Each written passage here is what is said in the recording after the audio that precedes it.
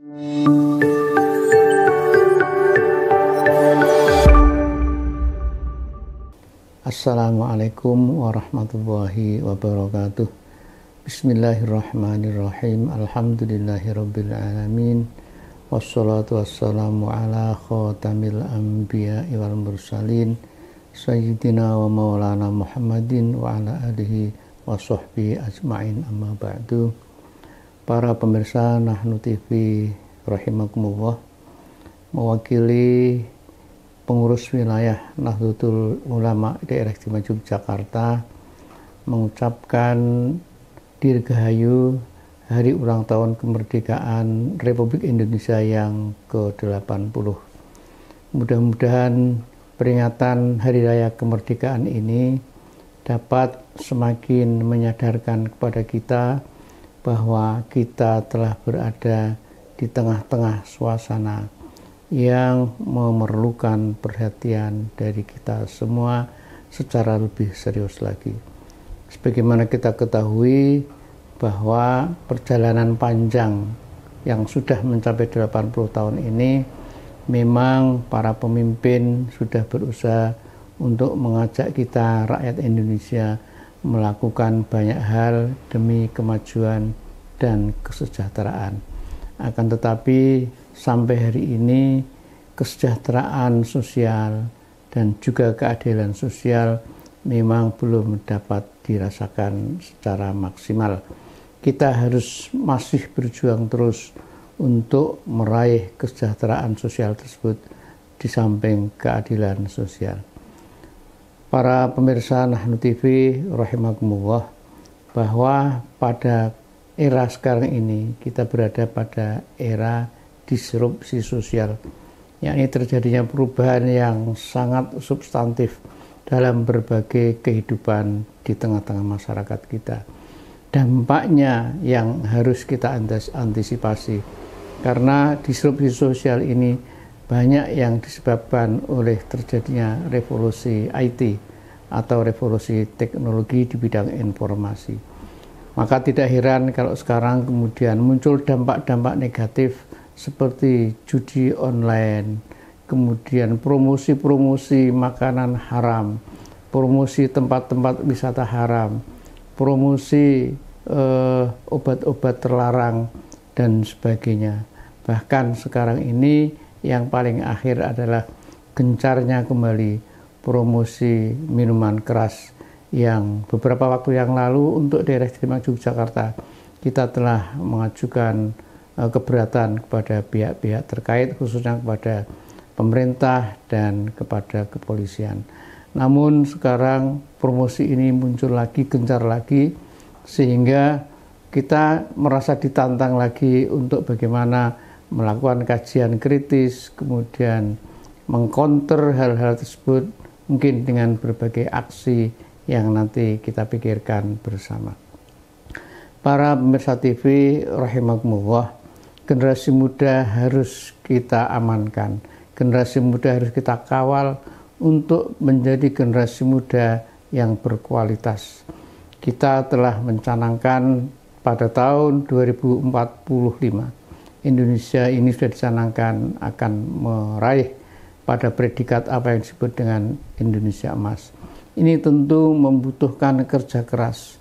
Ini tentu membutuhkan keterlibatan semua pihak, semua komponen bangsa Indonesia, khususnya generasi muda, untuk dapat mengisi kemerdekaan ini dengan sebaik-baiknya, dengan penuh inovasi, dengan penuh dedikasi, dan tentu saja dengan penuh perjuangan, dan kita tetap menjadikan bangsa ini sebagai bangsa yang telah memiliki akar tradisi dan unggah-ungguh tata krama yang baik.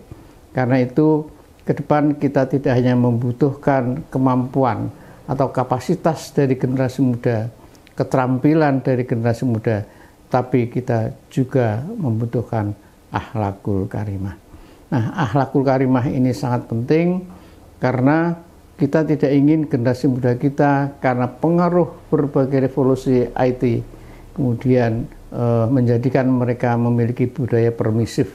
Semua serba boleh, semua tidak perlu dibatas-batasi, sehingga kebebasan yang terjadi adalah kebebasan yang kebablasan.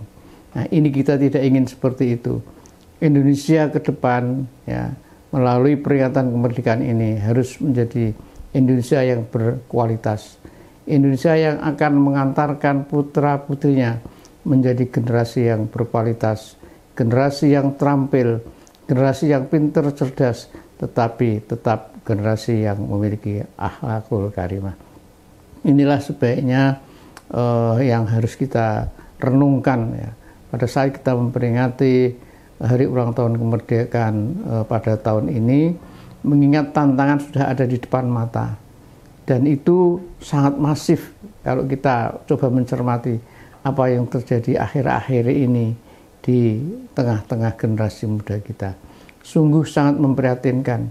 Pola hubungan antara anak dengan orang tua berubah. Sekarang banyak sekali misalnya terjadi pembunuhan dari orang tua kepada anak, anak kepada orang tua, istri membunuh suami, suami membunuh istri, dan seterusnya. Sekarang banyak sekali hal-hal semacam itu terjadi. Belum lagi perampasan aset, belum lagi tindakan-tindakan dari para penguasa kita yang kadang-kadang tidak memperhatikan aspirasi masyarakat.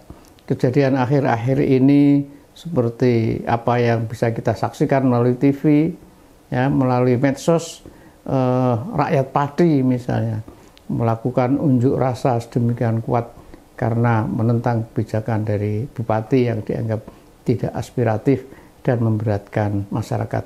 Nah, hal-hal seperti ini tentu kita tidak ingin terjadi lagi. Apa yang terjadi di Pati harus menjadi pelajaran bagi semua pejabat, semua pimpinan daerah, agar jangan sekali-kali menantang apalagi melukai hati rakyat, karena rakyat seolah-olah diberi kesempatan untuk bangkit melawan pada pemimpinnya. Tentu hal seperti ini sangat tidak bijaksana dan tidak tepat hal itu dilakukan di tengah-tengah kita memperingati hari kemerdekaan yang ke-80 ini, bahwa dulu negara ini kita perjuangkan, diperjuangkan para pemimpin kita, para tentara kita dengan cucuran darah dan cucuran keringat. Tetapi setelah merdeka kemudian diisi dengan seenaknya, tidak pernah menghayati kerasnya dan susahnya perjuangan para pendahulu kita, sehingga seolah-olah kita lalu berkhianat terhadap perjuangan para pendahulu kita. Hal seperti ini tidak boleh terjadi, dan mari PWNU DIY mengajak kepada semuanya, pada para pemimpin khususnya, untuk meningkatkan keteladanan kepada masyarakat, dan masyarakat pun juga harus bisa memfilter terhadap hal-hal yang sejauh ini dapat merusak moral, dapat merusak akidah, dan dapat merusak persatuan. Kita tidak ingin perkembangan apapun yang ada di sini, di Indonesia ini, menjauhkan kita dari kecintaan terhadap tanah air. Hubbul waton minal iman, sebagaimana dikatakan oleh Mbah Hasyim Asy'ari, bahwa cinta tanah air adalah bagian dari iman. Sekian, mudah-mudahan Allah memberikan segala kemudahan, memberikan segala kebaikan kepada kita bangsa Indonesia, sehingga bangsa Indonesia tetap akan bersatu, berdaulat, adil, dan makmur untuk semuanya. Akhirul kalam, wallahul muwaffiq ila aqwamit thoriq. Wassalamualaikum warahmatullahi wabarakatuh.